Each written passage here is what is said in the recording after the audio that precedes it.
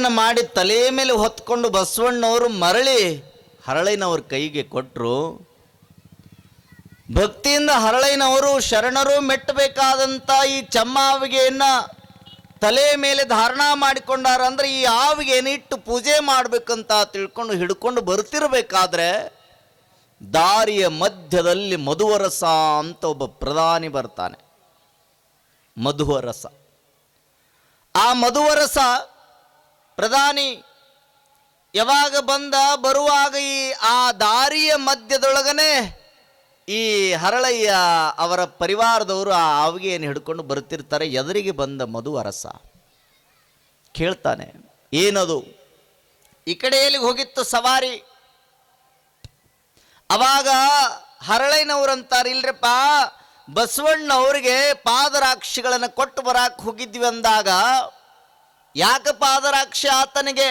ಇಲ್ರಪ್ಪ ಕೊಡಬೇಕಲ್ಲ, ಶರಣರಿಗೆ ಮಾಡಿ ಕೊಡುವಂತ ಕಾಯಕವೇ ನಮ್ಮದಂದ್ರೆ ಬಸವಣ್ಣವರಿಗೆ ಕೊಡಾಕ್ ಹೋಗಿದ್ವಲ್ಲ ಅಂತ ತಿಳ್ಕೊಂಡು ಯಾವಾಗ ಅಂತಾರೆ ಮಧುವರಸಂತಾನ, ಪಾದರಾಕ್ಷಿಗಳನ್ನು ಮಾಡಿಕೊಂಡು ಅವನಿಗೆ ಕೊಡಾಕ್ ಹೋಗಿದ್ರಂದ್ರ ಮತ್ತೆ ಈ ಬುಟ್ಟಿಯೊಳಗೆ ಮುಚ್ಚಿಕೊಂಡು ಹೊರಟಿರಲ್ಲ ಏನಂದಾಗ, ಯಪ್ಪ ಇವೇ ಪಾದರಾಕ್ಷಿಗಳು.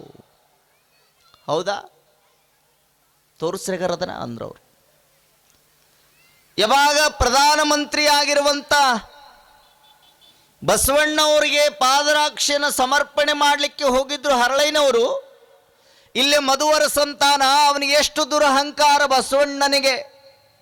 ಒಬ್ಬ ಪ್ರಧಾನಿಯಾಗಿ ಅವನಿರಲ್ಲಿಗೆ ನಿಮ್ಮನನ್ನು ಕರೆಸಿ ಮತ್ತು ಅವನಿಗೆ ವಿಶೇಷವಾಗಿ ಆ ಪಾದರಾಕ್ಷಿಗಳನ್ನು ಮುಚ್ಚಿಕೊಂಡು ಹೋಗಿ ಕೊಡಬೇಕಾದ್ರೆ ಅವನಿಗೆ ಎಷ್ಟಿರ್ಬೋದು ಅಂತ ತಿಳ್ಕೊಂಡು ದುರಹಂಕಾರದ ಬುದ್ಧಿಯಿಂದ ಮಧುವರಸರು ಏನು ಮಾಡ್ತಾರಂದ್ರೆ ಆ ಆವಿಗೆ ಮೇಲಿರುವಂಥ ವಸ್ತ್ರವನ್ನು ತೆಗೆಸ್ತಾರೆ. ನೋಡ್ತಾರೆ, ಸುಂದರವಾಗಿ ಏನು ಪಾದರಾಕ್ಷಿಗಳನ್ನು ತಯಾರು ಮಾಡಿದ್ರಲ್ಲ ಹರಳಯ್ಯನವರು, ಅವರ ಕೈಯಾಗಿರುವಂಥದ್ದನ್ನು ಕಸ್ಕೊಳ್ತಾರೆ. ಬಸವಣ್ಣವ್ರು ಯಾಕೆ ತಗೋಲಿಲ್ಲ? ಇಲ್ರಪ್ಪ, ಆ ಆವಿಗೆಗಳನ್ನು ನೋಡಿ, ಪಾದರಾಕ್ಷಿಗಳನ್ನು ನೋಡಿ ಬಸವಣ್ಣವರು ಇವನ ನಾನು ಮೆಟ್ಟೋದಲ್ಲ, ಸಾಕ್ಷಾತ್ ಕೂಡಲ ಸಂಗಮನಾಥನೇ ಮೆಟ್ಟಬೇಕು ಅಂತ ತಿಳ್ಕೊಂಡು ತಮ್ಮ ತಲೆ ಮೇಲೆ ಹೊತ್ಕೊಂಡು ನಮಗೆ ಕೊಟ್ಟಾರೆಪ್ಪ, ಅವನು ತಗೊಂಡು ಹೊಂಟಿನಿ ಅಂದಾಗ ಮಧುವರಸಂತಾನ ಅವನು ಮೆಟ್ಟಲಿಲ್ಲ ಅಂದ್ರೆ ಅವನೊಬ್ಬ ತಿರುಬೋಕೆ. ಅವನು ಮೆಟ್ಟಲಿಲ್ಲ ಅಂದ್ರೆ ಏನಾತು, ನಾನು ಮೆಟ್ಟುತ್ತೀನಿ ಅಂದ್ರವರು. ಅವಾಗ ಹರಳಯ್ಯನವರಂತಾರ, ಬಸವಣ್ಣವರಿಗಾಗಿ ಮಾಡಿಕೊಟ್ಟ ಪಾದರಾಕ್ಷಿಯನ್ನು ಅವರು ಮೆಟ್ಟಲಿಲ್ಲ, ಅವರು ತಲೆ ಮೇಲೆ ಹೊತ್ತು ಕೊಟ್ಟಾರಂದ್ರ ನೀವು ಮೆಟ್ಟಬಾಡ್ರಪ್ಪ, ನಿಮಗಾಗಿ ಮಾಡಿದ ಪಾದರಾಕ್ಷಿಗಳಲ್ಲವು, ಅವು ಸಾಕ್ಷಾತ್ ಕೂಡಲ ಸಂಗಮನಾಥನ ಪಾದರಾಕ್ಷಿ ಅಂತ ಹೇಳಿಕೊಟ್ಟಾರಂದ್ರ ನಿಮಗೆ ಬೇಕಾದ್ರೆ ಬೇರೆ ಪಾದರಾಕ್ಷಿಗಳನ್ನು ಮಾಡಿಕೊಡ್ತೇವೆ, ಆದರೆ ಇವು ನನ್ನ ಮೆಟ್ಟಬೇಡ್ರಿ ಅಂತ ತಿಳ್ಕೊಂಡು ಹೇಳ್ತಾರೆ. ಆದರೆ ಪ್ರಧಾನಿಯಾಗಿ ದುರಹಂಕಾರದ ಬುದ್ಧಿಯಿಂದ ಮಧುವರಸರಂತಾರ, ಆತ ಮೆಟ್ಟಲಿಲ್ಲ ಅಂದ್ರೆ ಏನಾತು, ನಾನು ಮೆಟ್ಟುತ್ತೀನಿ ಅಂತ ತಿಳ್ಕೊಂಡು ಕಸಿದು ಆ ಪಾದರಾಕ್ಷಿಗಳನ್ನು ಕೆಳಗೆ ಹಾಕಿ ಅವು ಎರಡೂ ಪಾದರಾಕ್ಷಿಗಳಿಗೆ ತಮ್ಮ ಕಾಲುಗಳನ್ನು ಹಾಕ್ತಾರೆ. ಯಾವಾಗ ಪಾದರಾಕ್ಷಿಯೊಳಗೆ ಕಾಲು ಹಾಕಿದ ಕ್ಷಣಾರ್ಧದೊಳಗ ಮೈಯೆಲ್ಲ ಉರಿ ಚಲುವಾತನಿಗೆ. ಮೈಯೊಳಗ ಉರಿ ಉರಿ ಉರಿ ಉರಿ ಅಂತ ತಿಳ್ಕೊಂಡು ಪಾದರಾಕ್ಷಿಗಳನ್ನು ಬಿಟ್ಟ. ಇಲ್ಲೇ ಹರಳಯ್ಯನವರು ಯಾವಾಗ ಪಾದರಾಕ್ಷಿಗಳನ್ನು ಮೆಟ್ಟಿದ ಮಧುವರಸ ಆ ಕ್ಷಣದೊಳಗ ಭೂಮಿಯೊಳಗೆ ಕುಸಿದಂತೆ ಅವರ ಬದುಕಾದಂಗಾತು. ಎಂಥ ಪಾಪದ ಕೆಲಸ ಆತಲ್ಲ. ಸಾಕ್ಷಾತ್ ಕೂಡಲ ಸಂಗಮನಾಥ ಮೆಟ್ಟಬೇಕಾದ ಪಾದರಾಕ್ಷಿಗಳನ್ನ ಈ ಮಧುವರಸರು ಮೆಟ್ಟಿ ಇವರಿಗೂ ಸಹಿತ ಪಾಪ ಉಂಟಾಯ್ತಲ್ಲ ಅಂತ ತಿಳ್ಕೊಂಡು ನೋವಿನೊಳಗ ಆ ಪಾದರಾಕ್ಷಿಗಳನ್ನು ತಗೊಳ್ತಾರೆ, ಮನೆಗೆ ಹೋಗ್ತಾರೆ. ಆದರೆ ಯಾವಾಗ ಬಸವಣ್ಣವ್ರು ಏನು ಹೇಳಿದ್ರಲ್ಲ ಅದರಂತೆ ಈತ ಮೈಯೊಳಗ ಮೆಟ್ಟಿದ್ನಲ್ಲ, ಮೈಯೊಳಗ ಉರಿ ಚಲವಾತ್. ಒಂದು ಕ್ಷಣನೂ ಸಹಿತ ಉರಿ ಉರಿ ಉರಿ ಅನ್ನಲಾರದೆ ಬದುಕಲಿಲ್ಲ. ಮನೆಗೆ ಹೋದ, ಇವರು ಮನೆಗೆ ಹೋದ್ರು. ಯಾವಾಗ ಮನೆಗೆ ಹೋದ ಮೇಲೆ ಮನೆಯೊಳಗ ಈತ ಉರಿ ಉರಿ ಅನ್ನುವಂಥ ರೋಗದಿಂದ ಬಳಲಾಕತ್ತಿದ ಇಲ್ಲೇ ಮಧುವರಸ. ಅವಾಗ ಬಿಜ್ಜಳ ಮಹಾರಾಜ ಬರ್ತಾನೆ ಮಾತಾಡಿಸ್ತಾನೆ. ಯಾಕ ಏನಾಯ್ತು? ಇಲ್ರಿಪ್ಪ ಹೀಗೆಲ್ಲ ಆತು ಮಹಾರಾಜರೆಂದಾಗ ಮಹಾರಾಜರು ಹೇಳಿ ಹೋಗ್ತಾರ, ಒಬ್ಬ ವೈದ್ಯನನ್ನು ಕಳಿಸ್ಕೊಡ್ತೀವಿ, ಆ ವೈದ್ಯ ಎಲ್ಲ ಉಪಚಾರಗಳನ್ನು ಮಾಡ್ತಾನೆ, ಚಿಂತೆ ಮಾಡಬೇಡ ಪ್ರಧಾನಿ ಅಂತ ಹೇಳಿ ಹೋದ್ರು. ಎಲ್ಲರೂ ಬರೋರು ಮಾತಾಡ್ಸೋರು ಎಲ್ಲ ಹೇಳಿದಾಗ ಹರಳಯ್ಯ ಏನ ಮಾಟ ಮಾಡ್ಯಾನದಕ್ಕ ಹರಳೆಯ ಮಾಡಿದ ಆವಿಗೆಯನ್ನು ಮೆಟ್ಟಿದಕ್ಕಾಗಿ ಹೀಗಾಗೈತೆ ಅಂತ ತಿಳ್ಕೊಂಡು ಬಂದವರು ಮುಂದೆ ಎಲ್ಲ ಹೇಳಾಕತ್ತಿದ. ಕೊನೆಗೆ ಆ ಸುದ್ದಿ ಬಸವಣ್ಣವರಿಗೆ ಮುಟ್ತದೆ.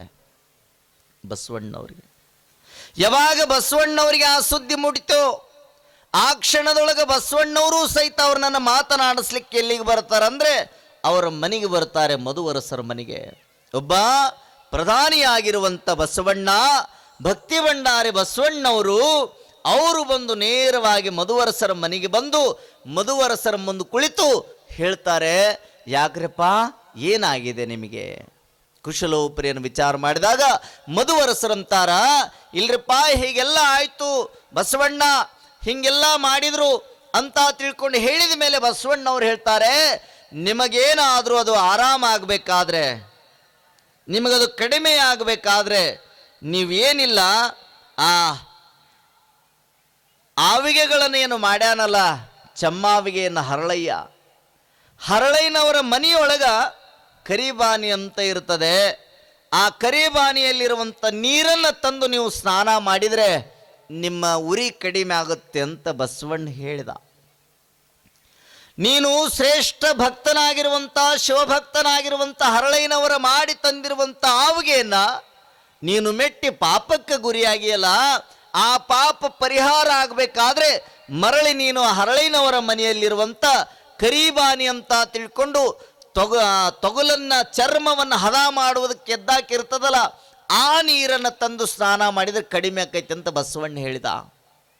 ಬಸವಣ್ಣ ಹೇಳಿದ ಮೇಲೆ ಹರಳಯ್ಯನವರು ಅವರು ತಯಾರು ಮಾಡುವಂಥ ಆವಿಗೆಯ ಕರಿಬಾನೆಯಲ್ಲಿರುವಂಥ ನೀರನ್ನು ನನ್ನ ಮೈಯೊಳಗೆ ನಾ ಹಾಕ್ಕೋಬೇಕೇನು?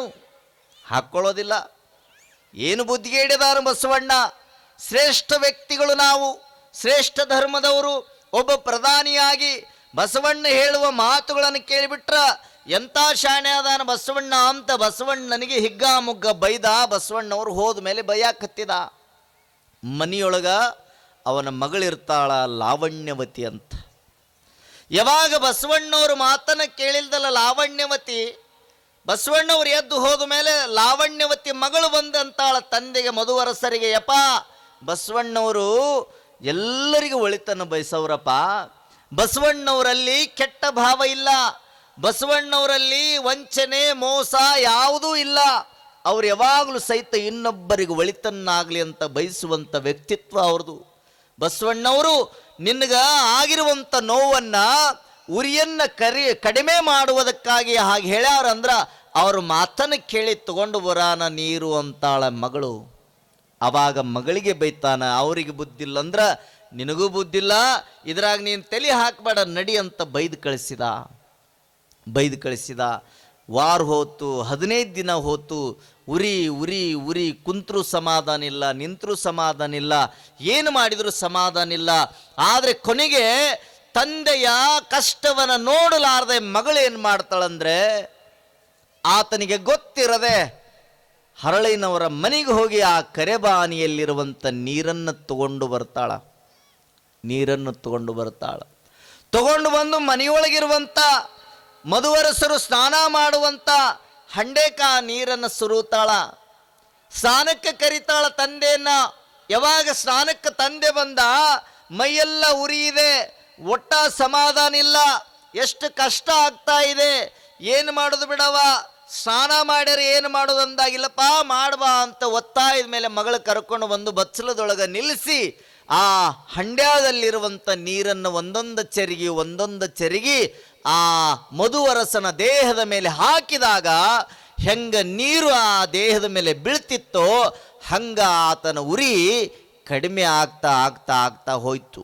ಸ್ನಾನ ಎಲ್ಲ ಪೂರ್ಣಗೊಂಡಾಗ ಮೈಗೆ ಅಂಟಿರುವಂಥ ಉರಿ ಎಲ್ಲವೂ ಮಾಯವಾದಾಗ, ಶಮನವಾದಾಗ ಮಗಳನ್ನ ಕೇಳ್ತಾನಮ್ಮ, ಇಟ್ಟು ದಿನ ಸ್ನಾನ ಮಾಡಿಸಿದಿ, ಆದರೂ ಉರಿ ಕಡಿಮೆ ಆಗಿದ್ದಿಲ್ಲ, ಇವತ್ತೇನವ ಯಾವ ನೀರು ತಂದು ಸ್ನಾನ ಮಾಡಿಸಿದೆ ಅಂದಾಗ ಅವಾಗ ಲಾವಣ್ಯವತಿ ಹೇಳ್ತಾಳೆ, ಈ ನೀರು ಬೇರೆ ಯಾವ ನೀರಲ್ಲ, ಹರಳಯ್ಯನವರ ಮನೆಯಲ್ಲಿರುವಂಥ ಕರಿಬಾನೆಯ ನೀರನ್ನು ನಿನ್ನ ಮೈಮ್ಯಾಗ ಹಾಕಿನಪ್ಪ.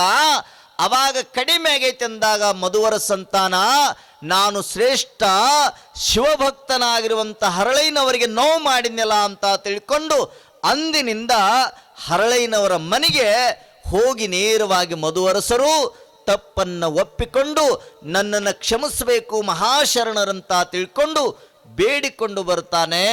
ಎಲ್ಲ ಸಿರಿ ಸಂಪತ್ತನ್ನು ತಗೊಂಡು ಹೋಗಿ ಕೊಟ್ಟರೂ ಸಹಿತ ಹರಳಯ್ಯನವರು ಮುಟ್ಟೋದಿಲ್ಲ. ಯಾವ ಸಂಪತ್ತು ನಮಗೆ ಬೇಡ ಅಂದಾಗ ಮುಂದೆ ಅದೇ ಮಧುವರಸರು ತಮ್ಮ ಮಗಳಾಗಿರುವಂಥ ಲಾವಣ್ಯವತಿಗೆ ಆ ಹರಳಯ್ಯನವರ ಮಗನನ್ನು ಮದುವೆ ಮಾಡಲಿಕ್ಕೆ ಏರ್ಪಾಡು ಮಾಡ್ತಾರೆ. ಏರ್ಪಾಡು ಯಾವಾಗ ಮಾಡ್ತಾರೆ ಆವಾಗ ಕಲ್ಯಾಣ ಕ್ರಾಂತಿಗೆ ನಾಂದಿ ಆಗ್ತೈತಿ ಅನ್ನುವಂಥ ಇತಿಹಾಸವನ್ನು ನಾವು ಕೇಳ್ತೇವೆ. ಹೀಗೆ ಶರಣರು ಭಕ್ತಿಯಿಂದ ಮನಪೂರ್ವಕವಾಗಿ ಭಗವಂತನಿಗೆ ಸಮರ್ಪಣೆ ಮಾಡಿರುವಂಥ ಎಲ್ಲ ಭಕ್ತಿಯೂ ಸಹಿತ ಅದನ್ನು ನಾವೇನು